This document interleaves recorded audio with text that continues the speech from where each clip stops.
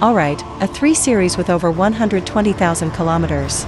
Getting ready for a full major service plus oil and coolant leak repairs.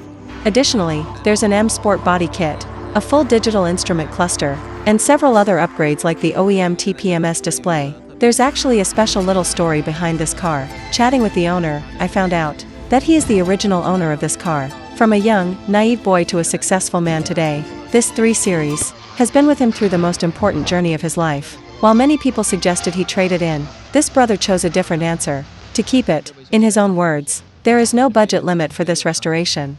Alright, since that's the case, we certainly can't mess up such a great story. So, this video can be considered a fairly complete restoration blueprint for this 3 Series, based on its current mileage. All the common oil and coolant leak issues, as well as features worth upgrading, are fully demonstrated and highlighted in this video. To all fellow owners, and anyone planning to get this generation of the 3 Series, feel free to like and save this video as a reference for your own build. Alright, now let's follow the camera and check out our detailed workflow.